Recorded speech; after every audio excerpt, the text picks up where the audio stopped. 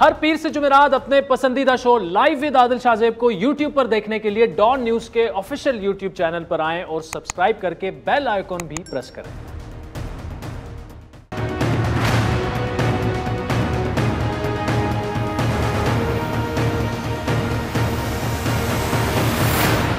अस्सलाम वालेकुम नाजरीन, शो में खुश आमदेद। अमूमन इस शो की मेज़बानी आदिल शाहजेब क्या करते हैं, लेकिन आज उनकी तबीयत नासाज है तो मुझे इस प्रोग्राम की मेज़बानी के फ़राइज़ अंजाम देने हैं। नाजरीन, आज के शो में सबसे पहले ज़िक्र करेंगे मुल्क के अंदर दहशत गर्दी की एक नई लहर। एक दो रोज़ पहले इस्लामाबाद में एक पुलिस एहलकार को शहीद किया गया और आज लाहौर के मारूफ इलाके अनारकली में एक टाइम डिवाइस धमाका किया गया है, जिसके नतीजे में अब तक की इतलात के मुताबिक 3 अफराद जाँ बहक और 20 से ज़्यादा शदीद ज़ख्मी हो गए, जिनमें 5 की हालत नाजुक बताई जाती है। और अब तक ये बताया गया हमें कि बलूचिस्तान नेशनलिस्ट आर्मी एक है तंजीम जिसने इसकी ज़िम्मेदारी कबूल की और इससे पहले बकौल वज़ीर दाखिला इस्लामाबाद में होने वाली दहशत गर्दी की जो ज़िम्मेदारी है वो कालअदम तहरीक तालिबान पाकिस्तान ने कबूल की थी।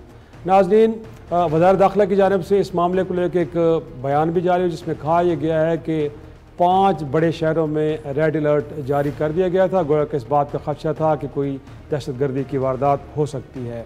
दूसरी जानिब आज एक डेवलपमेंट और इम्पॉर्टेंट हुई है और वो ही है इस्लामाबाद हाई कोर्ट में, जहाँ पे गिलगित बल्तिस्तान के साबिक़ चीफ जस्टिस राना शमीम साहब का जो एक बयान हल्फी था उस हवाले से उन पर फ़र्द जुर्म आयद कर दी गई है, अगर जिन्होंने सियत जुर्म से इनकार किया और इस सारे मामले पे अपना दिफा करने का ऐलान किया है।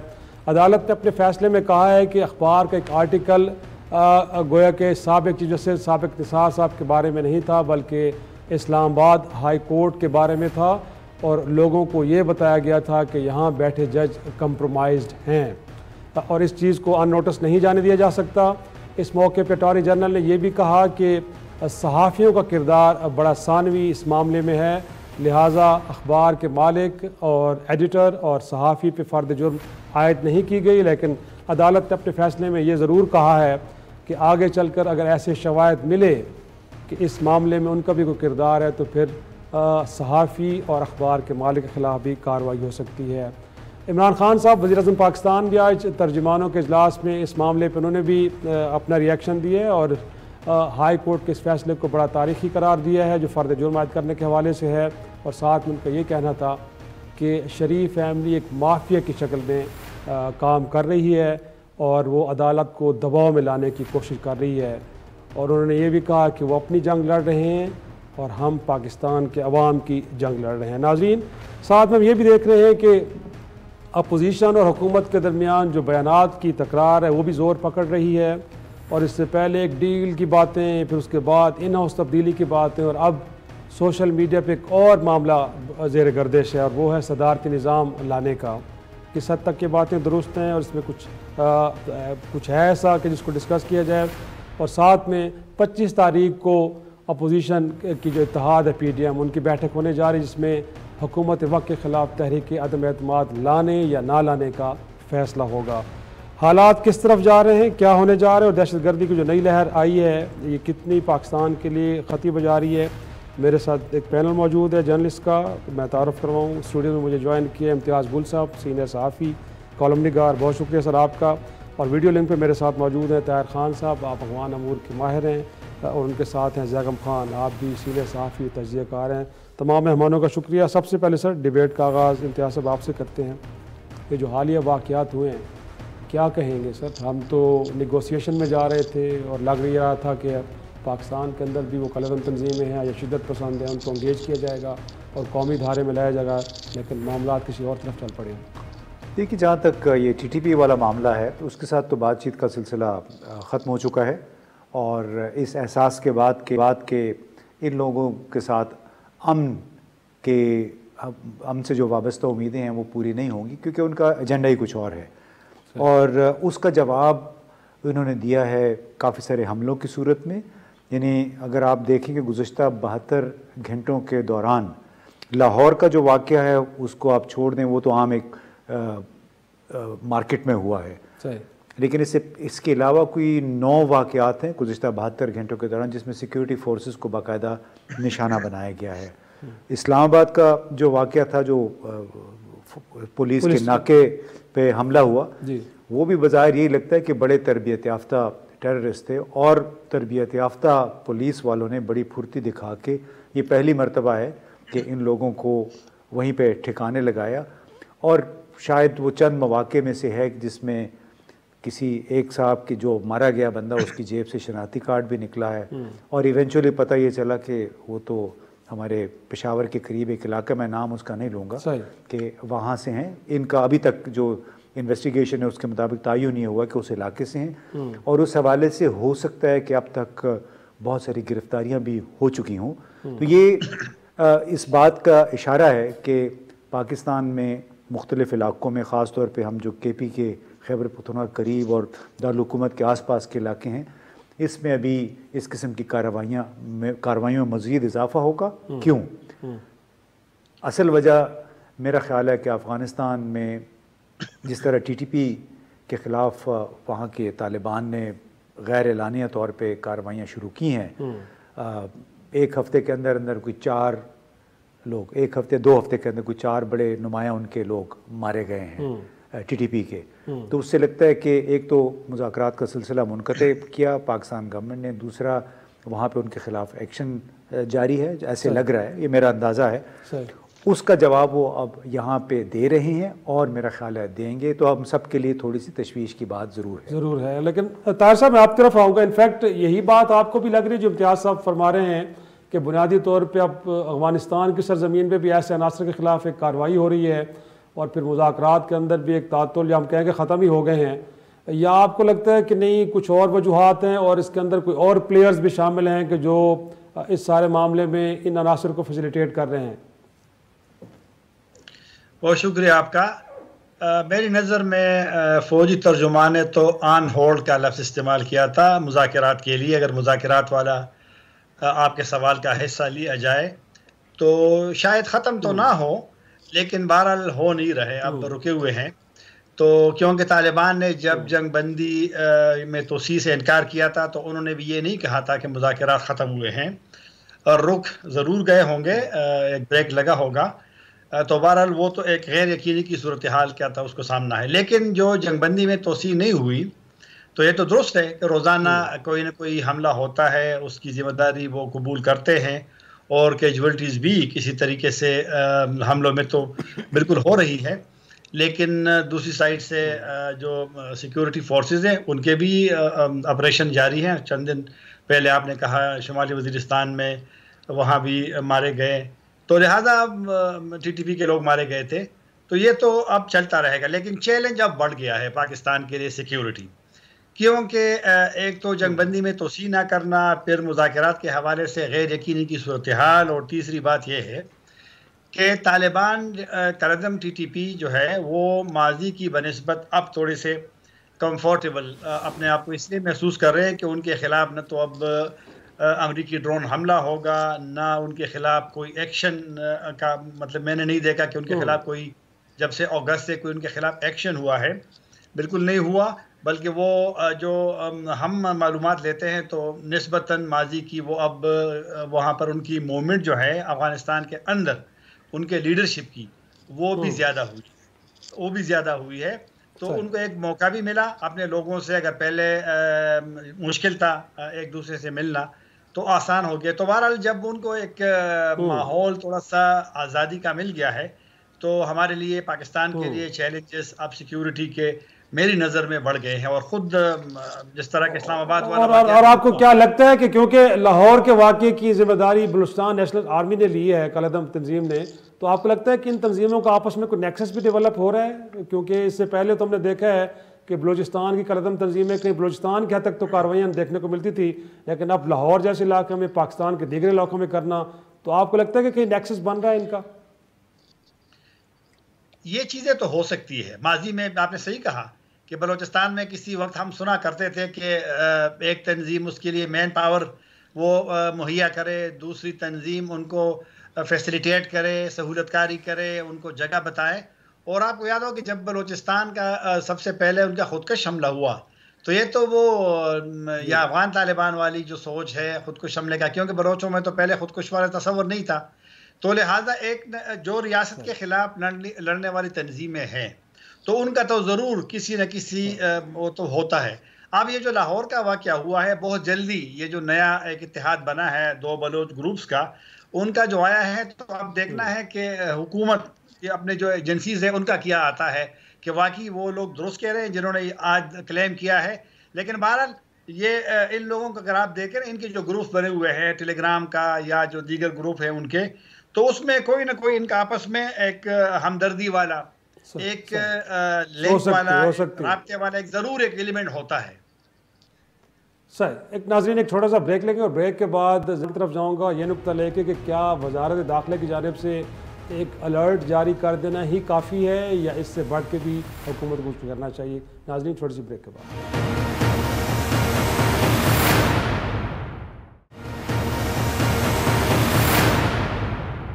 प्रोग्राम में एक बार फिर खुश आमदेद। जगम मैं आप ही की तरफ आऊँगा।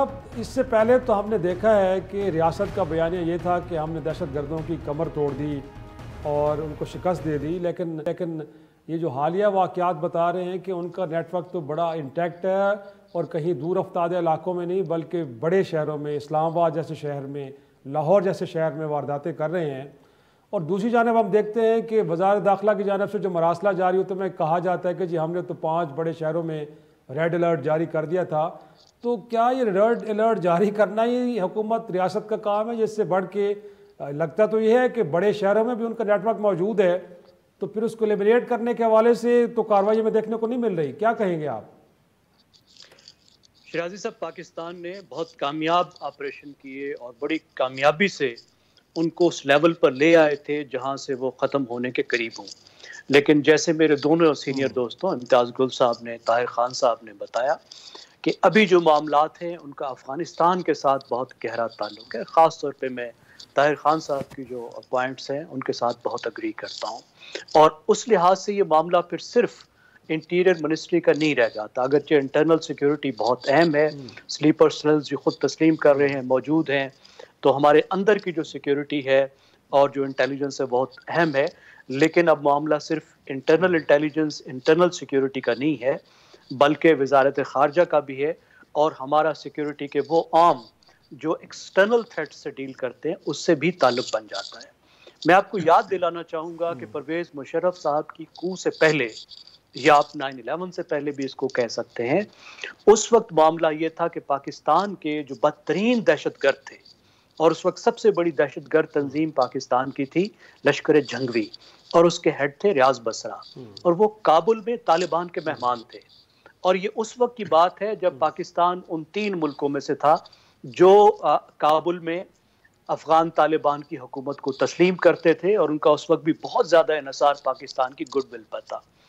हुकूमत पाकिस्तान ने बहुत कोशिश की और उस वक्त नवाज शरीफ साहब जो हैं वो इंतहाई नाराज़ थे और उन्होंने अफ़गान तालिबान को एक अल्टीमेटम भी भेजा था जिस पे परवेज़ मुशर्रफ साहब एज आर्मी चीफ नाराज़ भी हो गए थे।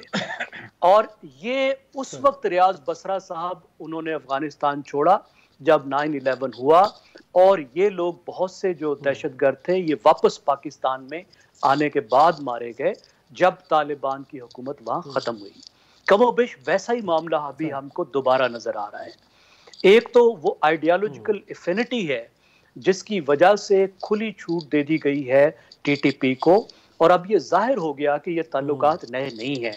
अगरचे टीटीपी का सारा मुद्दा हम अफगान इंटेलिजेंस और इंडियन इंटेलिजेंस के दरवाज़ों पे डालते रहे हैं, वो भी ज़रूर इन्वॉल्व रहे होंगे, लेकिन अब तो ये वाज़ेह हो गया कि उनके जो लिंक्स अफगान तालिबान के साथ थे वो सबसे ज़्यादा मजबूत थे। और कितने दुख की बात है कि अब तो ये भी साबित हो गया कि पाकिस्तान के जो 70,000 लोगों का खून है ये सिर्फ टीटीपी के हाथ पे नहीं है बल्कि अफगान तालिबान के हाथ पर भी है और वो इन हाथों को धोने को तैयार नहीं है। और साथ ही ये भी लग रहा है वहाँ से तो जगम खान स्टेटमेंट इसी तरह किया है कि अब अफगान सरजमीन किसी के खिलाफ इस्तेमाल नहीं होगी, ना वो किसी ऐसे अफराद को इजाज़त देंगे। तो वहाँ से तो बड़ी क्लैरिटी है, बल्कि हुकूमत वक्त का ये कहना कि इन मुज़ाकरात के अंदर इनिशिएटिव भी तालिबान ने लिया है अफगानिस्तान से, तो आप कैसे कह सकते हैं कि फिर वहाँ से सपोर्ट मिल रही है जो कुछ पाकिस्तान में हो रहा है?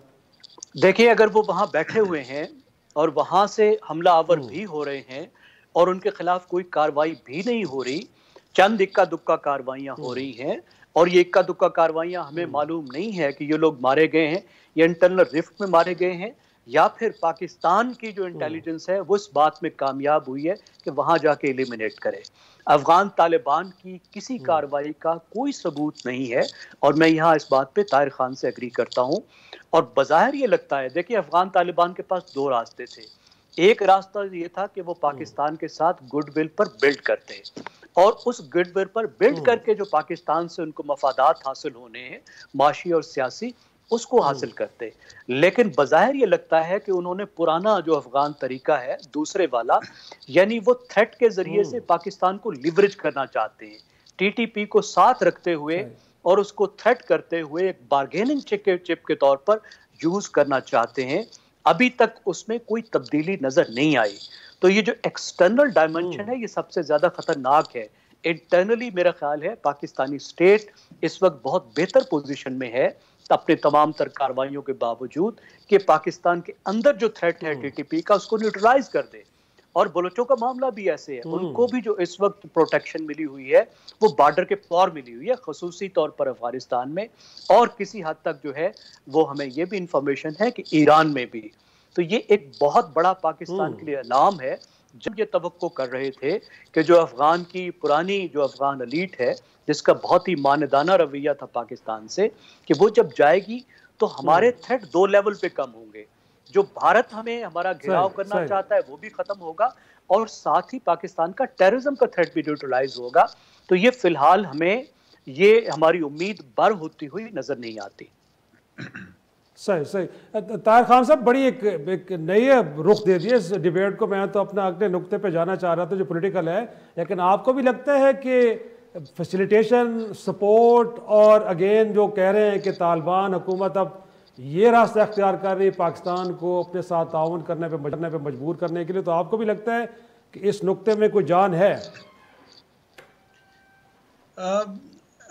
शायद ऐसा तो ना हो, लेकिन बिल्कुल एक हकीकत तो ये है कि जब जंग शुरू हुई अफ़गानिस्तान में 2001 के बाद, तो थोड़ी सी खामोशी थी अफ़गानिस्तान में क्योंकि तालिबान अंडर प्रेशर थे। लेकिन जब 2003 के लगभग थोड़ी सी लड़ाई शुरू हुई तो उस वक्त तमाम अफ़गान तालिबान पाकिस्तान में पाकिस्तानी तालिबान के मेहमान हुआ करते थे। टीटीपी तो 2007 में बनी है, लेकिन आपको याद होगा कि जब ये कबायली इलाकों में तो तालिबान की जहनीत के लोग, जिस तरह कमांडर नेक मोहम्मद जब मारे गए थे तो उस वक्त तो टीटीपी नहीं बनी थी। लेकिन वहाँ पर 2003-2004 में जनूबी वज़ीरिस्तान में बहुत शदीद किस्म की लड़ाई हुई थी और काफ़ी सारा नुकसान सिक्योरिटी फोर्सेस का भी हुआ था। फिर 2009 से 8 से बाजावर से शुरू होकर चलता रहा। फिर तो अब पाकिस्तानी तालिबान उनके मेहमान हैं, तो लिहाजा वो एक और उनके मेहमान वहाँ रहेंगे, ये तो बिल्कुल वो नहीं है।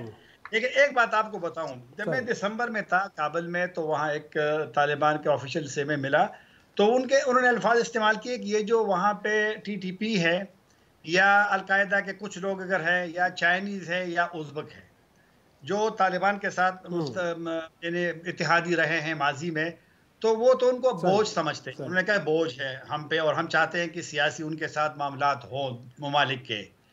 लेकिन उन्होंने ये कहा कि ये कोई भी ना कहें कि या हम कोई बंदा किसी के हवाले करेंगे या उनके खिलाफ कोई एक्शन लेंगे। ये तो उनका एक उसूली एक फैसला है, क्योंकि वो कल इनके तो लिहाज, और ये बड़ी चैलेंज, ये बिलवास्ता जो है ज़ैगम साहब की बात बिल्कुल एक लिहाज से दुरुस्त है, लेकिन मैं इसको बिलवास्ता के बराह रास्त नहीं कहूँगा, बिलवास्ता एक सपोर्ट भी आप कह सकते हैं। जब आप मुझे जगह देंगे, वहाँ मैं रहता हूँ अपनी फैमिली के साथ, वहाँ पर मैं ट्रेनिंग भी करता हूँ, वहाँ पर मैं वीडियो, वहाँ सोशल मीडिया भी चलाता हूँ, मीडिया भी चलाता हूँ, प्लान भी करता हूँ, मनसूबाबंदी भी करता हूँ, लोग भी बेचता हूँ। तो एक बिलवास्ता तो एक किस्म की सपोर्ट तो आप कह सकते हैं। बिलवास्ता एक समझते हैं कि सपोर्ट है।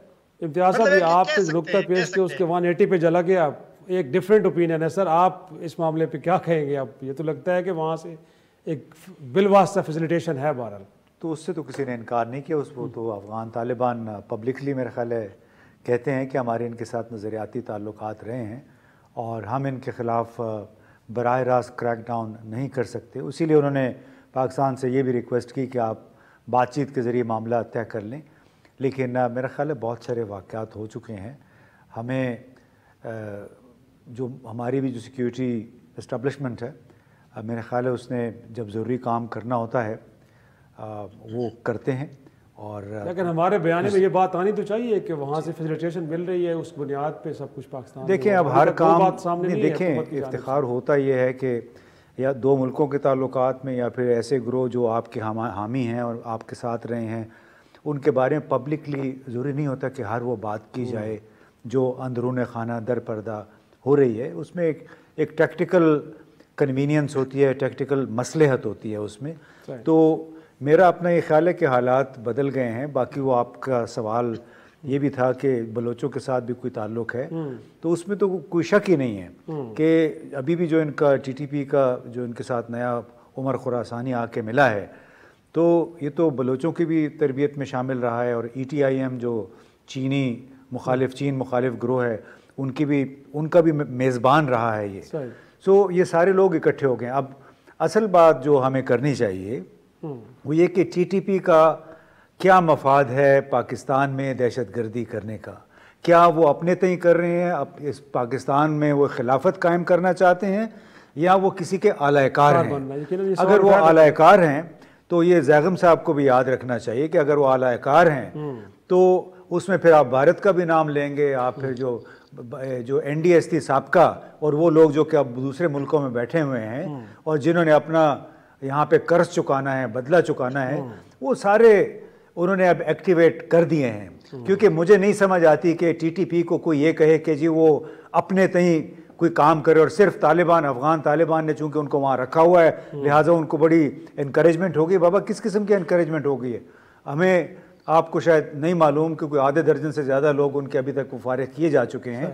और उसी वजह से कि वहाँ से चूँकि जवाब नहीं मिला, लिहाजा ये सोचा गया कि अब अगर असलम अच्छू के ख़िलाफ़ कंधार में जाके कार्रवाई हो सकती है, जो कि चीनी कौंसल खाने पे हमले का मास्टरमाइंड था, तो यहाँ भी फिर पख्तिका में भी वो तो बिल्कुल हमारे करीब है, यहाँ भी हम शायद हमारे लोग ये काम कर सकते हैं। या वहाँ के जो मकामी तालिबान हैं शायद वो भी इस बात पे आमादा हों कि हमें ज़रूर ऐसा काम करना चाहिए जिससे अपने पड़ोसी के ख़िलाफ़ जो ख़तरा है उसको कम से कम कर सके। अब लेकिन आप ये भी फ़र्ज़ कर रहे हैं कि अगर वो वहाँ पे रह रहे हैं तो क्या तालिबान के पास कोई इतनी फ़ोर्स है कि वो अपने इलाके के ख़ास तौर पर पख्तिका जो ग्रेटर पख्तिया इलाका है कि उसके चप्पे चप्पे को वो कंट्रोल करें? कहाँ मुमकिन है। वो 1.5 लाख अब गैर मुल्की फ़ौज मौजूद थी, 2-2.5 लाख अफगान फौज मौजूद थी, उनकी मौजूदगी में ये लोग वहाँ से ऑपरेट करते थे। अब कहाँ कर सकेंगे। सर एक छोटा सा नाज़रीन ब्रेक के बाद गुफ्तगू के सिलसिले आएंगे।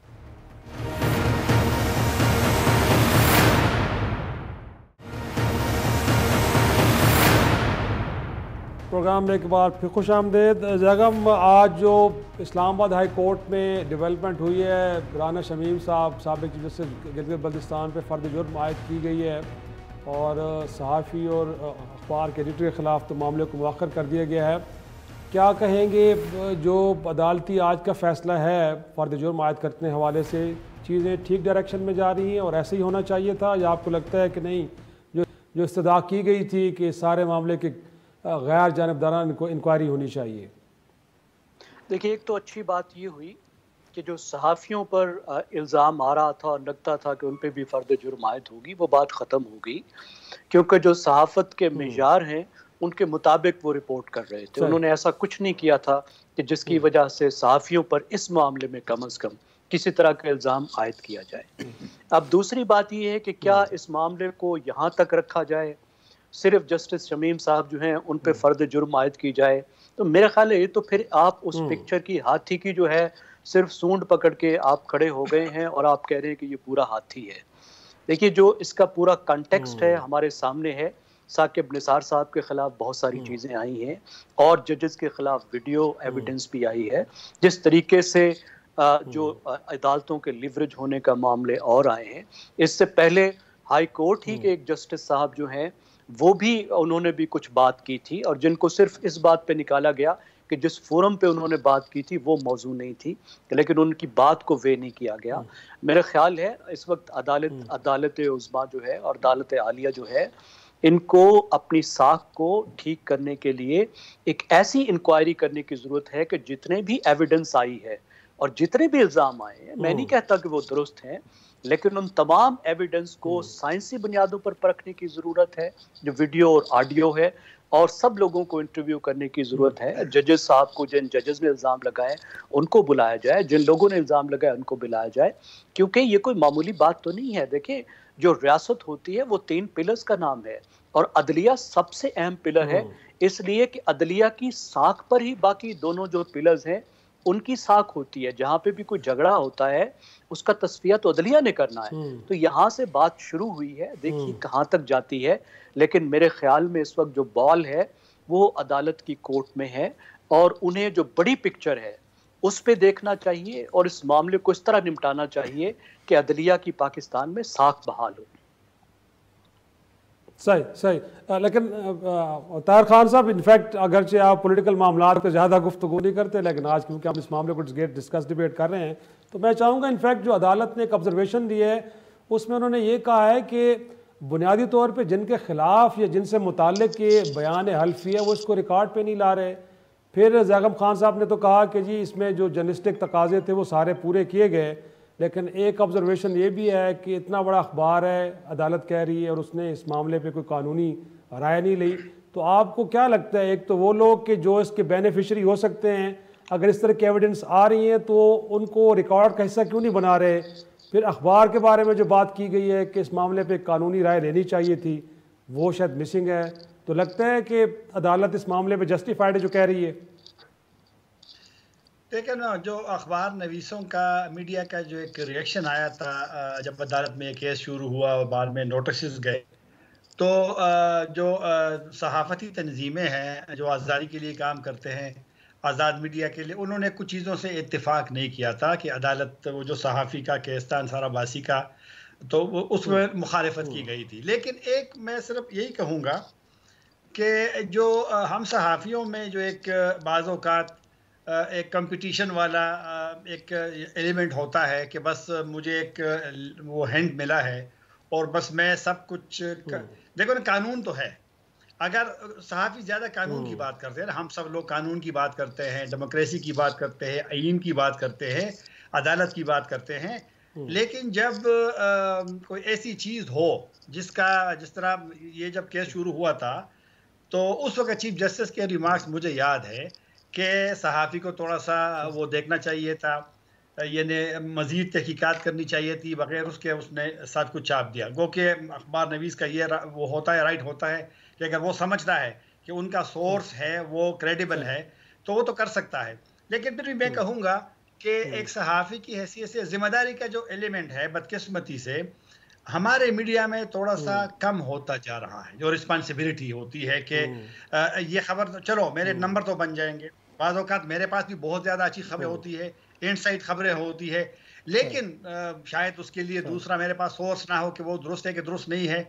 तो लिहाजा कभी कभी हमें ज़रा हमें कुर्बानी भी देनी पड़ेगी कि अगर उससे कोई कंट्रोवर्सी बनती है, तनाज़ा बनता है, या सियासत कोई मुमकिन है बाज़ औक़ात, जिस तरह के आपको याद होगा कि राना शमीम साहब ने शुरू में तो ये कहा था कि मैं तो इसको एक्सेप्ट ही नहीं करता जो अब छपा है, और अभी तक उनका बयान क्लियर नहीं आ रहा। अभी करे मैं अपना डिफेंड करूंगा, तो मेरे ख्याल में चलो वो तो उनका वो है, वो साबिक जज है, फिर सियासत है, वो तो चलता है। लेकिन हम सहाफ़ियों की कुछ जिम्मेदारी ज़रूर बनती है कि हम जो कोई चीज़ छापे तो ज़रूर मतलब है कि मैन होकर छापे, तमाम पॉसिबल चेक्स लगने चाहिए। लेकिन इम्तियाज़ साहब, इनफैक्ट जो अदालत जिस मामले पे ज़्यादा कंसर्न है वो यही है कि इस बयान हल्फी से एक तासुर उभरा है कि यहाँ बैठे जजेस कंप्रोमाइज्ड हैं। तो आपको भी लगता है कि ये जो तासुर बना है वाकई, और जिस तरह देख रही अदालत बिल्कुल ऐसे ही है? और फिर जिस तरह ज़ैगम खान ने कहा कि साकिब निसार साहब के बारे में बहुत कुछ और भी कहा गया है, तो क्या लगता है इस मामले की फिर एक बड़े लेवल पे इंक्वायरी होनी चाहिए या नहीं, अदालत इस मामले खुद ही देखे तो बेहतर होगा? देखिए, इस मामले में तो अभी चूँकि अदालत ने फ़र्द जुर्म आयद कर दी है और ज़ाहिर है इसका राना शमीम साहब उसको कह रहे हैं कि मैं खुद ही दिफा करूँगा उसका, तो इस दौरान मेरा ख्याल है बहुत सारे हो सकता है कि साकिब निसार साहब साबिक चीफ जस्टिस की भी जवाब तलबी हो जाए, उन्हें अपना मौक़िफ़ पेश करने के लिए बुलाया जाए। बुनियादी तौर पे अब इस मामले से जितने भी लोग जुड़े हुए हैं उनको मेरा ख्याल है अदालत आना पड़ेगा, अपना मौक़िफ़ वाज़े करना पड़ेगा। सहाफ़ियों पे एक फ़र्ज़ अलबत्ता ज़रूर आयद होता है। देखिए, बुनियादी तौर पे वो पैगंबर हैं, उन्होंने जहाँ से उनको एक्सक्लूसिव खबर मिलती है वो उसको आगे बढ़ा देते हैं, टीवी चैनल पे हो या अखबार में हो। इसमें चूंकि अदालत का आ गया था एक सिटिंग जज जिसका उस केस से कोई ताल्लुक भी नहीं था, तो मेरा ख्याल है ज़्यादा मामला वहाँ से शुरू हुआ, क्योंकि उसे ये तासुर मिला कि ये वो जज हैं उस नौयत के जो कि किसी की मर्ज़ी के फ़ैसले करते हैं। तो एक बराह रास्त एक लिहाज से एक इल्ज़ाम था इस्लामाबाद हाई कोर्ट के जज पे। बाकी ये भी सोचने की बात है कि आज ही की जो हेयरिंग थी समाअत के दौरान राना शमीम ने ये कहा जस्टिस अतर मिनल्ला की सवालात के जवाब में कि कुछ बातें मैं मानता हूँ कुछ नहीं मानता हूँ। साथ ही उन्होंने ये कहा कि मुझे ये नहीं मालूम कि ये जो एफिडेविट था ये तो सर बमोहर था यानी सील था और ये बातें मीडिया में कैसे आ गई। तो जब इस किस्म की अगर बात होती है तो इससे तो बड़ा वाजे हो जाता है कि कोई खेल खेल रहा है, किसी ने खेल खेलने की कोशिश की। हो सकता है राना शमीम साहब को पता ना हो, मैं वैसी फर्जन कह रहा हूँ, और जो जिनके एक दफ्तर में बैठ के उन्होंने ये एफिडेविट साइन किया और नोटरी पब्लिक भी उसी दफ्तर में आ गया था, मेरा ख्याल नवाज शरीफ साहब का शायद उन्हीं का नाम लिया जा रहा है। तो ये तो उनके मफाद में था तो इसलिए इनको कॉपी भी मिल गई। अब राना शमीम साहब भले वो भोले बने, तो आपको पता है हमारे यहाँ तो ज़बान से जो निकली हुई बात है ना उस पर भी कोई एतबार भी नहीं किया जा सकता। झूठ और मुनाफिकत इतनी ज़्यादा है कि इतनी इस उम्र में पहुँच के अभी तक वो वाज़े बात नहीं कर सके कि भाई कॉपी मैंने दी थी कि नहीं दी थी, या फिर कॉपी उन्होंने हुसैन नवाज या हसन नवाज के पास छोड़ी थी जो फिर अंसार अब्बासी की तरफ के पास पहुँच गई थी। तो हमें बतौर सहाफ़ी हमें एहतियात ज़रूर बरतनी चाहिए, लेकिन इस केस से जितने भी लोग जुड़े हुए मेरा अपना ख्याल है वो बारी बारी सबको बुलाया जाएगा। देखते हैं क्या होता है। नाज़रीन छोटा सा ब्रेक के बाद गुफ्तगू को आगे बढ़ाते हैं।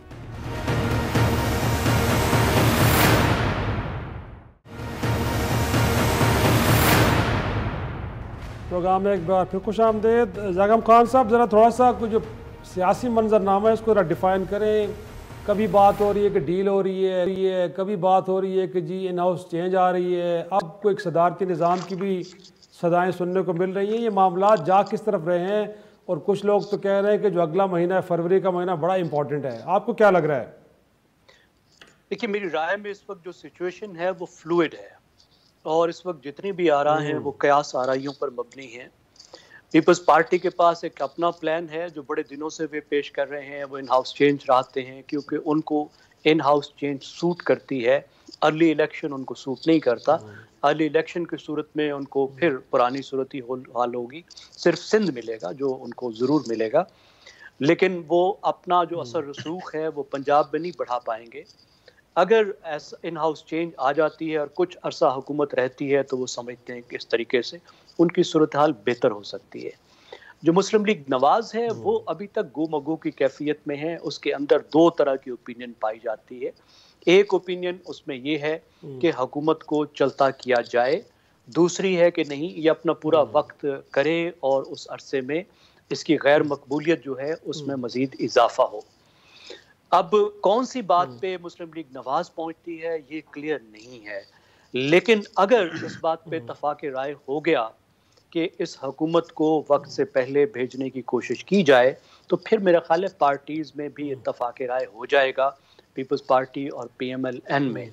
फिर बात ये रह जाएगी कि अगर इन हाउस तब्दील होती है, कोशिश की जाती है तो उसके बाद क्या होगा। क्या फौरी तौर पे इलेक्शन कॉल किए जाएं जो मुस्लिम लीग नवाज चाहती है, या जो पीपल्स पार्टी चाहती है कि बाकी साल 1.5 साल कंप्लीट किए जाएं वो होगा। ये सब चीज़ें जो है अभी तय होना बाकी हैं। एक बात तय है, बाकी मैं चाहूँ जी हुकूमत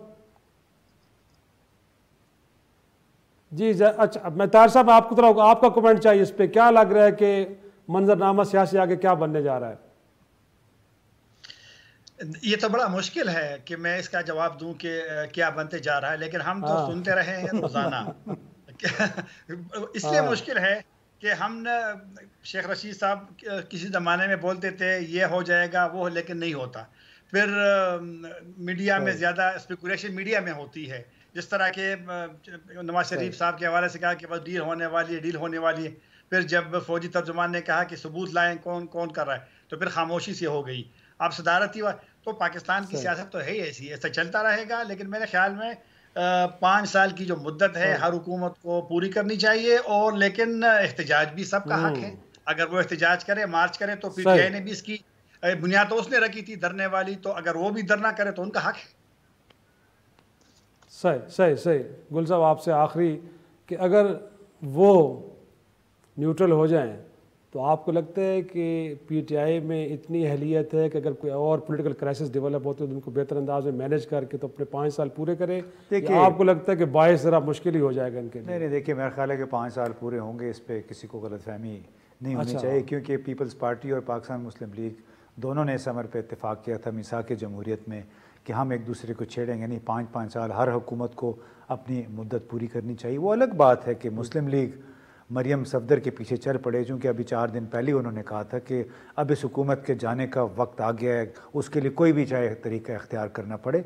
वो अगर उनकी बात सुन ली तो फिर तो उनका अपना भी मेरा ख्याल काम हो जाएगा। उनकी ख्वाहिश है या कहीं से इशारे हैं सर, ये बता दें। देखिए जी, वो तासुर लोगों को ये देते कि इशारे हैं, अल्लाह करे कि इशारे ही हों तो इनको खुश रखें, और ये फिर अपने वोटर्स को भी ज़ाहिर है अपने कंस्टिट्यूएंट्स को भी खुश रखने की कोशिश करें, मोबिलाइज़ करें। मेरा ख्याल है तमाम पार्टियां आइंदा इंतखाबात की तैयारी कर रही हैं, चाहे वो साल में हो, चाहे 12-14 महीने में हो या 15 महीने में हो। और बेहतर ये है कि पार्लियामान और हुकूमतें अपनी मुद्दतें पूरी करें। नाज़रीन, आज का शो यहीं ख़त्म करते हैं, इजाज़त दीजिए, खुदा हाफ़िज़।